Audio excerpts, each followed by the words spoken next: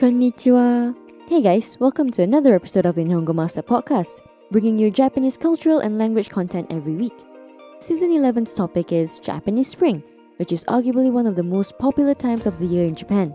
This season, we've zoomed into a few aspects of Japanese Spring, like the significance of sakura, hanami traditions, and festivals. Now that we've come to the end of this short season, I have with me today a special guest to wrap up Season 11's theme. All the way from Gifu, it's John from Japan, Australia. Welcome to the show. Thank you. Thank you for having me on. It's nice to be here. Okay, so tell us a bit about yourself and your background. Okay, my name's John. I go by the name of John Asano for my travel work, and I'm a travel blogger and travel writer here in Japan. I'm the guy behind Japan Australia, the blog Japan Australia. So as you can guess, I'm originally from Australia. I'm originally from Melbourne in Australia, and this is my second time now in Japan. And I'm based out of Gifu. I live and work out of Gifu here, right in the heart of Japan. How long have you been in Japan? So this is my second time. The first time I was here for about 10 years. Then I went back to Australia. And then I came back again here in 2013. So I guess I've been back just over 9 years. Wow. So I bet you're like fluent in Japanese. No, I wish I was. I can get by. Basic stuff in everyday life is okay. And a little bit of business Japanese as well. Just stuff I use for work. But I still struggle with like keigo and like really polite Japanese. So do you need Japanese for work or just mainly English? It depends on the work. It's my travel work, and I'm visiting a town or a city, and I'm helping them promote their town or city. Then a lot of the business meetings will be conducted in Japanese, or if I'm getting information from the local people, I'll be chatting to them in Japanese and kind of interviewing them and then asking them questions and stuff like that. A lot of the times I will record like a little voice recorder, because then I can play it back and kind of catch anything I missed. And sometimes when you travel to different regions in Japan, you hear different accents, which can be very difficult. Sometimes it's very difficult, even for Japanese people, very difficult to understand what the other person's saying. So have you been living in Gifu the whole time, or were you living in other parts? Only Gifu. I've only lived in different parts of Gifu Prefecture. So I've lived in like 5 or 6 different parts of the prefecture, mostly around Gifu City, which is kind of the capital. So even the first time, you said 10 years of the first time? Yeah, exactly. The first time I ended up in Gifu. Now, don't ask me why I didn't choose Gifu. I guess Gifu chose me. But when I first applied to come to Japan, I had 3 choices. And I think I just chose the top 3 or the biggest 3 cities. So my first choice was Tokyo. My second choice was Osaka. And I think my third choice was Nagoya. Mm-hmm. And Gifu is just outside of Nagoya, I guess. It's almost like a suburb of Nagoya. And that's why they ended up putting me in Gifu. So how did you, for the first time when you came to Japan, what were you doing? I came here to teach. So I came straight out of university. I did a business degree at university with a focus on international trade. Mm-hmm. So part of my course was to study a foreign language, and I studied Japanese. So I thought I'll come to Japan just for a year. I'll teach a bit of English, improve my Japanese. Then I'll go back to Australia and get a business job there. And I stayed for a year and I loved it, and ended up being another year and another year and another year. And eventually it led on to being 10 years. And then you left and then came back, and now are you doing full-time writing and travel for your job? No, I do. It's mainly it's a part-time. I do it freelance and part-time. I work out of I lecture at a university part-time as well. So during the weekdays, I'm lecturing at a university, and I have Thursday, Friday, Saturday, Sunday off, which I can focus on my travel writing and traveling to visit new places and write about them as well. Give us a bit of background of Japan, Australia. I started Japan, Australia when I first went back to Australia after my initial 10 years here in Japan. So it was around 2008, 2009, I started the blog.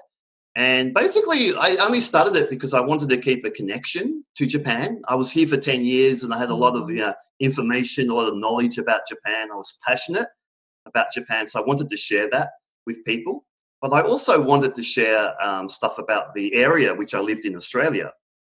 So hence the name Japan, Australia. The idea of the blog was to be like a 50-50 split between Japan and Australia.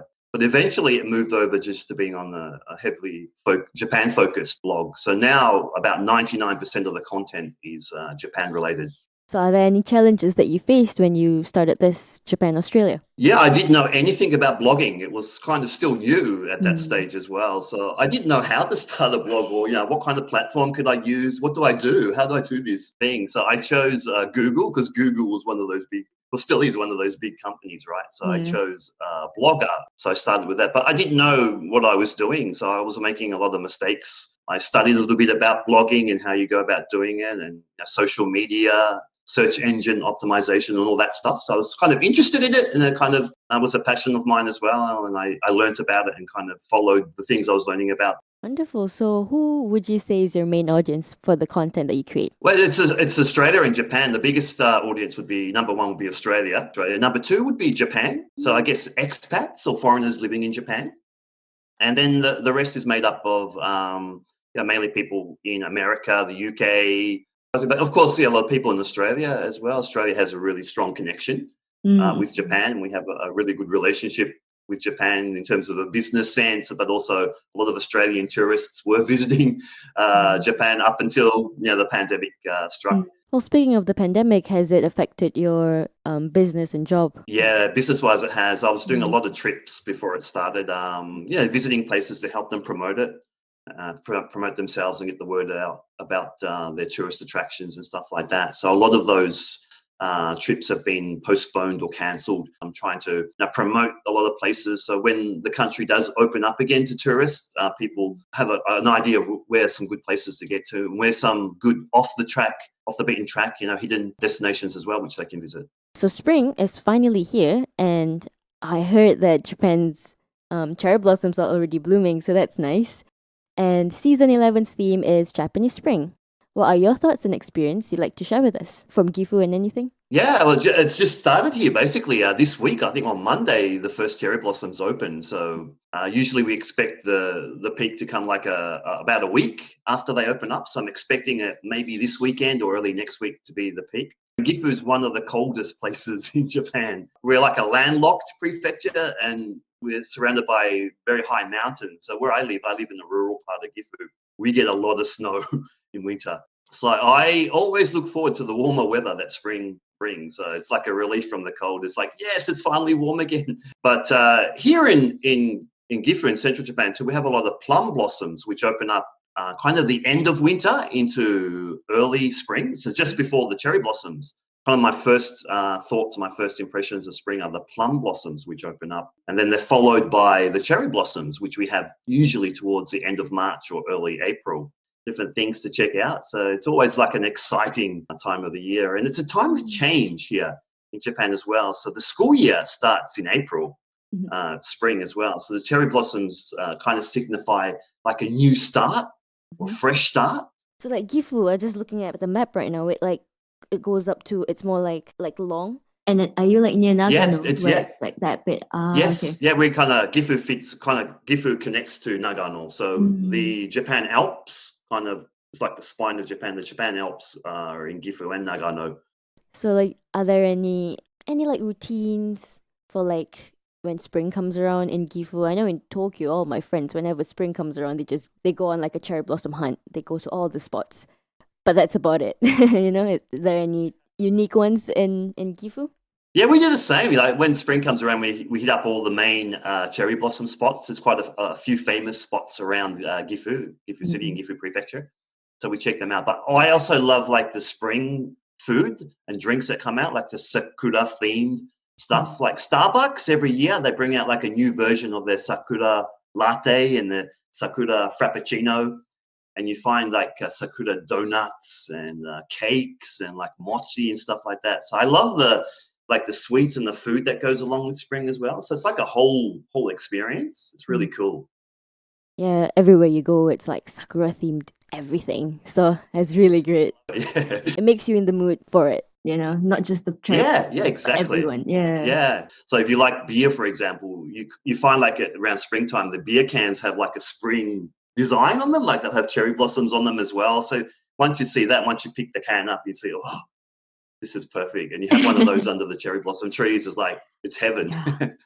Like my favorite drink is the horoyoi anything horoyoi just because it's easy to drink. When spring comes around, they always have they always have a new one each year and it changes like the flavors, but they always have the cherry blossom patterns on it, you know? Yeah. They're so cool, and some of them change slightly from year to year as well. You notice Mm. like little differences in them. So I used to collect the cans as well because they're so beautiful. Like, how can I throw this away? It's like a piece of Yeah. art. So Yeah. they're really cool. I think maybe 3, 4 years ago I drank a lychee one, and then it went away for like years and years, and then it came back last year, and I was so happy. So it was like that's the kind of joy that spring brings me. Lychee horoyoi, basically. That's what it does. Like, it brings smiles to people's faces. Like, they kind Yeah. of, winter's kind of the hibernation time, and everyone's indoors and stuff like that. And then Mm. spring comes along, and everyone's kind of heading outdoors. They're having their hanami parties, they're getting out and enjoying the sunshine. So it kind of, Mm. yeah, it makes people come alive again, I think. And that's a good thing. Yeah. Do you have any tips and advice for those who want to travel to Japan to experience Japanese spring? Yeah, keep an eye out on the cherry blossom forecast. So a lot of websites have like a cherry blossom forecast where you can kind of follow along, and they'll update it regularly, and they'll give you advice on when the cherry blossoms are kind of anticipated to open, and also when they're going to hit their full peak, the best time to see them as well. It changes slightly from year to year. Like this year, they opened up, I think it was quite early. It's like a week or so earlier than usual. Normally comes out, the first edition, I think, comes out like in January. But the cherry blossoms start down in Okinawa in January. We'll move through central Japan, and then we'll hit Hokkaido in like May, early May. So you have quite a long season here. So if you're planning to come to Japan, and like one of your main goals is to see the cherry blossoms, if you pick up a Japan Rail Pass, you can come here if you're here for an extended period of time, you can come here and kind of follow the cherry blossom front. If you want to go from Kyoto or Nara, you can start there and then move up through central Japan and head north to Tohoku and then Hokkaido. So yeah, planning is important. Yeah, I think especially when the borders open up again, everyone's going to go for the cherry blossoms. But it's gonna be so crowded because even last spring it was already crowded and there were no tourists. So Yeah, that's why it's good to know. A lot of places have their main place that they have, but it's good to know some kind of secret places, I guess, where they're not so crowded.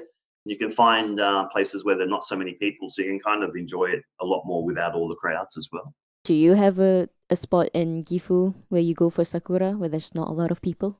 Yeah, I have a lot of spots I go to. I like, there's a spot in Gifu City. There's a famous mountain called Mount Kinka. And on top of the mountain is Gifu Castle. Flowing by the mountain and the castle is a river called the Nagara River, which is one of the most famous rivers in Japan. Along the river, there's a lot of cherry blossom trees.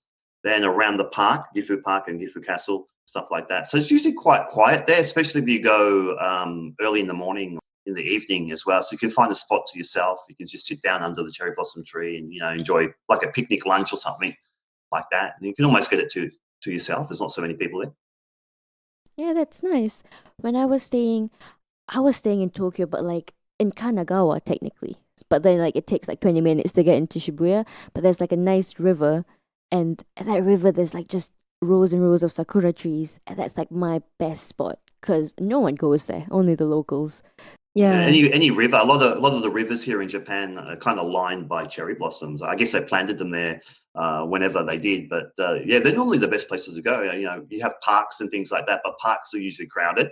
Yeah. But you can find some nice spots just along the river, and because it's so long, it's like kilometers and kilometers of cherry blossom trees. You can just find a spot that's not taken and it's quite empty, and you can take it to for yourself. Like Yoyogi Park, have you been to Tokyo for cherry blossoms? You can't even see the grass anymore because it's all just people have been like sitting on it for loads, right?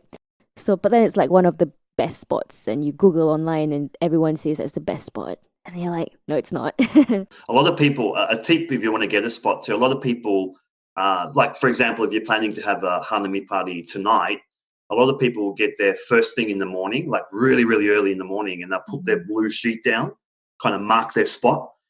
This is my spot. And they leave their blue sheet there and they'll go off and go to work. And then after work, they'll, with their family or friends, they'll go back to that spot and they have their place marked out already. But you find everywhere around you is crowded. You can't even move sometimes. It's so busy. Yeah, so crowded.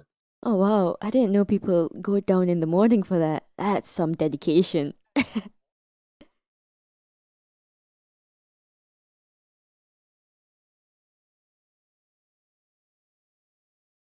or Thursday morning and put my sheet down, make sure I've got my spot. Yeah. Oh, that's mad. Interesting, but really good tip. Yeah. Yeah, for a tourist, it's hard to do, right? Because you might just be there for the day. So yeah, but the local people will do that. Yeah, that shows you how keen they are, how enthusiastic they are to get a good spot, and they really want to enjoy that Hanami party. Mm-mm-mm. So right now, Nihongo Master is in the midst of our Tour of Japan campaign, and we've recently launched into the Chubu region. And well, what do you know? You're in Chubu. Tell us a bit about Chubu, its fun fact and life over there. Yeah, it's a great part of Japan to be in because you're in the central part of Japan, and Nagoya is the major city. Nagoya is kind of like a transportation hub. So if you're here in the Chubu area, it's easy to get to any other part of Japan. Like from Nagoya, you're about 30 minutes away from Kyoto, and you're about an hour away from Tokyo on the bullet train. So it's quite convenient to travel around Japan. But it's famous for its beautiful natural landscapes. Like the Japan Alps, as I mentioned earlier, the Japan Alps run through Chubu area. So you have a lot of beautiful nature, mountains, rivers, hot springs, things like that. But there's also a very authentic part of the country, and you'll find a lot of historic places, historic sites here. For example, very well preserved Edo period towns as well. We have one here in Gifu called Takayama, Hida Takayama, which is one of the most beautiful preserved Edo period towns in Japan. They call it the Little Kyoto of Gifu. So it's beautiful for its architecture, its temples and things like that. We also have Shirakawa-go, which is a UNESCO World Heritage Village. It's famous for those houses with the slanted thatched roofs. It's very beautiful in winter when it's covered in snow. But it's also nice in spring when the cherry blossoms pop up as well. We have a lot of history and culture here as well. So it's a place where you can kind of get in touch with nature, but you can also experience culture firsthand, and it's very authentic. It hasn't really been tainted by the tourists so much as places like Tokyo and Kyoto have. Yeah. So would you recommend travelers to visit Chubu during spring for the cherry blossom season? Yeah, I think either spring or autumn would be the best time to visit, because spring is nice because we have a lot of rivers here. So there's a lot of really good cherry blossom spots. But also because we have a lot of mountains, you see a lot of beautiful, fall colours, autumn foliage and stuff like that in the fall. So they're the two best times a year to visit the Chubu region, in my opinion. Yeah. How hot does it get in summer? Because when I was in Kyoto, and it's like that kind of region as well, it's so warm. How is it in your area? It's crazy. It's crazy hot. Yeah. Especially Gifu, where I am. It's because we're landlocked. The heat kind of gets trapped in. So there's a place in Gifu Prefecture called Tajimi, and it has the actual highest recorded temperature in all of Japan. So every summer it kind of hits that high temperature. So yeah, it's quite unpleasant, I guess, in summer. Yeah. So I don't recommend summer. Yeah, so maybe not. But if you like winter sports, again, like I said, the Chubu area gets a lot of snow, and you like skiing and snowboarding, I also recommend winter if you're into your winter sports as well. If you like history and culture, like I said, this part of Japan is really, really good for you. We had Gifu and Aichi have had a lot of famous samurai warriors and leaders here as well. Like the three unifiers of Japan are from this part of Japan. So we have a lot of castles and castle towns and like old historic towns. We have the Nakasendo route, which was an old route which used to connect Edo, which is Tokyo now, to Kyoto. And you can walk from a town in Gifu called Magome. You can walk like the original trail from Magome to Sumago in Nagano. So if you like your history and culture, this is definitely one of the places you should visit in Japan. Let's change things up a bit, and I'm thinking about having a section of expectations versus reality kind of thing. Because spring in Japan has always been put up on such a high pedestal, and both of us have lived in Japan. Maybe people want to know a bit more on the reality side of it. What do you think? Okay, sounds good. Let's do it. So in our season 11, episode 5, we went a bit into the tradition of Hanami, which is cherry blossom viewing where people have picnics. Some people throw parties as well, and it can be an all-out drinking sesh, right? It all sounds fun, but what do you think? Do you think the expectation of a Hanami and the reality is the same? Oh, the reality exceeded my expectation Mm. when I think back about it. Like when I first came here to Japan, I didn't know much about it, and we had a lot of like work hanamis where we head out after work with your work colleagues and stuff like that. So usually at work, my work colleagues like were very serious at work, like and not really enjoying themselves so much. I guess just dedicated to their job. Like that's kind of the tradition here in Japan. You dedicate yourself to your company. When we had our first Hanami party, I was amazed at how open they were and how different they were from how they were in the work environment. So I guess they were outside of work, Hanami party where they could kind of enjoy their surroundings and open up a little bit more. So I was just kind of surprised at how different they were. Yeah, that's true. When I first came to Japan, I just came on my own, and I love Hanami and all, but I feel like it was more of a social thing, like you said. And I barely had any friends, and it was kind of weird to go to the park where everyone was there, and you're just sitting down with your mat alone. What do you think? Do you think it's okay to do it alone, Hanami? I think it is, yeah. It's becoming more common over the last few years as well, and like I do that myself. Like if I'm working somewhere and I have like a lunch break and it's during spring, I'm like, okay, let's see if I can pop outside somewhere and let's find a cherry blossom tree. It might just be one tree, but it doesn't really matter. And you just sit under the tree and maybe you have your lunch, you have your bento box or whatever, and you're just there, you're just outside, maybe getting some sun and just relaxing. So I see a lot of people do that now just by themselves. It might be during like a break from work or something like that. As you said, traditionally it's kind of a social thing. It's a social experience where you get together with a group of people and you enjoy that cherry blossom experience together. But yeah, more recent times, I've seen a lot of people going out by themselves and doing it, especially during the pandemic as well, where Mm. the government's been saying, okay, we don't want you guys to get together. If you get together, there's a higher chance of you spreading the coronavirus. So a lot of people have just been going out by themselves and enjoying the cherry blossoms. And yeah, that's fine. I do that, and I take my camera along with me and get some photos and stuff like that. So I don't mind doing it. I kind of enjoy it. I think the pandemic has helped us out there, I think. Yeah, yeah. Definitely. Yeah, for sure. Yeah. Now the next one is something I think I've mastered, which is the crowd. The Sakura season is amazing and all, but oh my god, the crowd is one of a kind, especially before the pandemic. But nobody really writes it online, and they just make it as if like Sakura, like the Hanami thing is very magical. But then you go to the park and it's just so packed.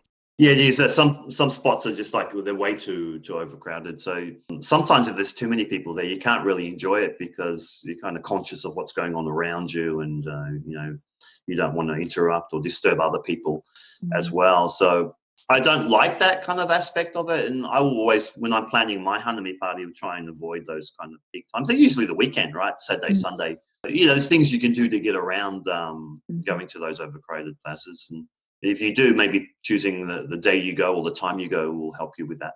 Yeah, I think Tokyo's really bad for it. When I went there before COVID for Hanami, and then I was at Ueno, which is one of the worst places to go, I Oh, think. Ueno, yeah, that's crazy, isn't it? Yeah, yeah, I've seen photos and like Yeah. online as well, and the news always covers Ueno Park. Yeah. But Ueno has the weirdest people as well. So like, one, I'm not going into detail, but like when we were doing our Hanami, other people would come up to you as well. Well, it's fun and all, but when they're drunk and they come up to you, it kind of makes it a bit awkward. So that's one thing for me. Like the crowd really puts me off a bit. Yeah, yeah, that's the thing with Hanami too. A lot of course, people are drinking as well, so a lot of people get drunk, and some people like bring like karaoke machines and things like that. So they're having like a karaoke party outside as well, so it can be quite noisy with things like going on like that. Some people bring like a barbecue and set up like a barbecue as well. So for me, I'm similar to you, I guess. I like kind of a quieter spot with not so many people. I don't mind a few people around, but yeah, I kind of want a quieter spot so I can enjoy them to myself. And last but not least, the sakura, and the highlight of the whole Japanese spring. And I know it's expectation versus reality, but I think the sakura is exactly what one expects. I think, in fact, it exceeds my expectations. It's not only beautiful, but it has such a huge significance in the culture. We talked more about it in season 11, episode 1. So, what about you, John? What do you think? Yeah, I agree. I think they exceed any expectations you have, especially when you first come to Japan. You're kind of blown away by the sakura and just how many sakura trees there are and just the impact that it has. as well. I'm going to cause a little bit of a stir, though, and I'm going to maybe a bit of a controversial topic here. I'm going to say that some people, even maybe myself, I won't say this too loudly, but maybe even myself, actually prefer the plum blossoms to the cherry blossoms. Okay. Now, the plum blossoms, I'll tell you a little bit of the story here. The plum blossoms were the original stars of spring. Hanami parties actually started for plum blossoms, not cherry blossoms. So the whole origin of Hanami was the plum blossoms, and this was during the Nara period of Japan. So the plum blossoms, like the huge stars of spring in Japan back in the day. And the reason why some people prefer them, there's a couple of reasons. One is that the flower petals are actually more beautiful than the sakura flower petals.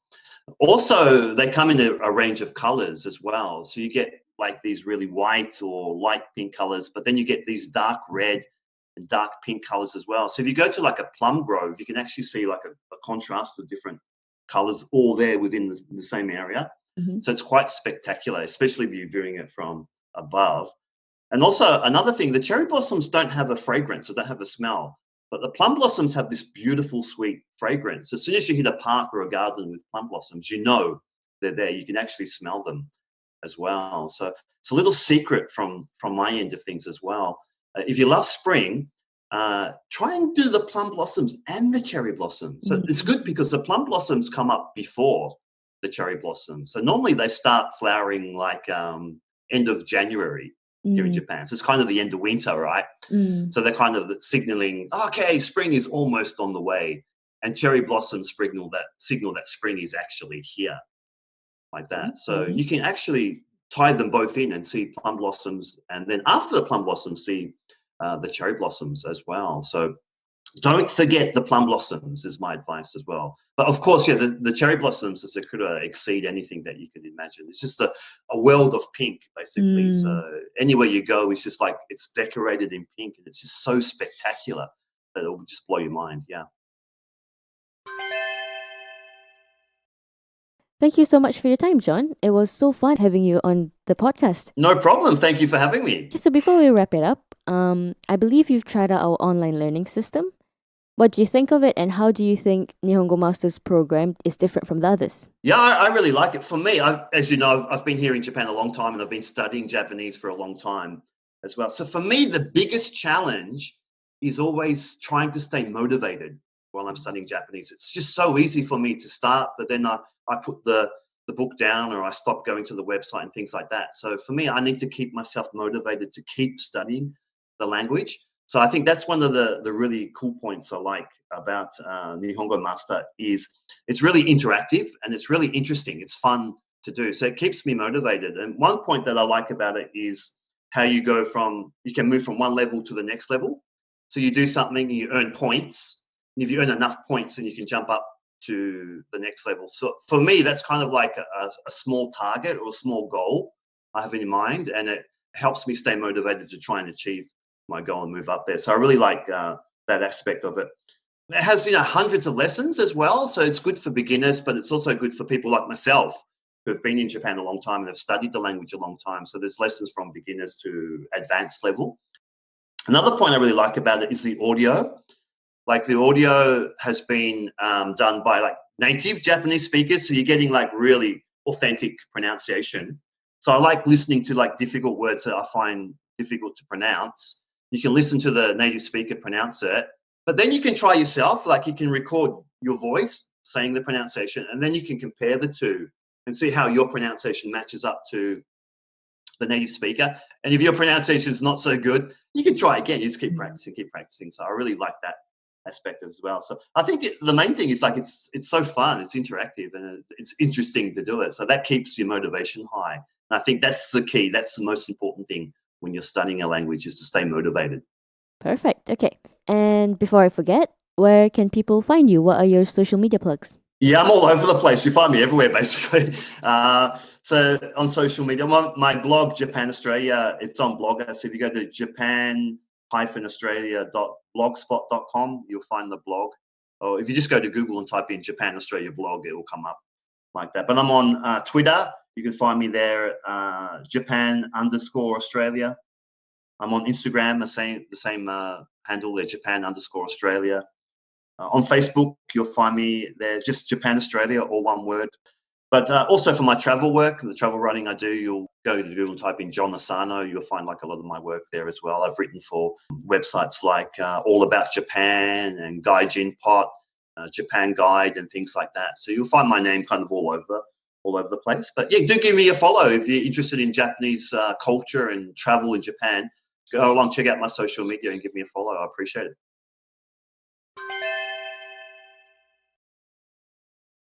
And that wraps up our fun and insightful interview episode with John from Japan, Australia. If you enjoyed this interview episode, let us know on our social media platforms. You can find us on Twitter, Facebook, and Instagram. Also on our platforms, you can find the Tour of Japan campaign, where we drop fun and interesting info about the region we're covering for the month. And if you're keen on picking up some more Japanese for yourself, pop onto our official website, nihongomaster.com, to learn more about our interactive online learning system. At Nihongo Master, we offer efficient Japanese lessons that are quick, easy, and fun for Japanese language learners of all levels, from beginners to advanced. Our smart tools will assist you in areas where you need a bit of a push and congratulate you on the ones you aced. Get a subscription today and get a head start on your Nihongo journey with Nihongo Master. And thanks so much for listening in. Join me next time, where we'll be looking at another interesting part of the Japanese culture and language. Mata ne!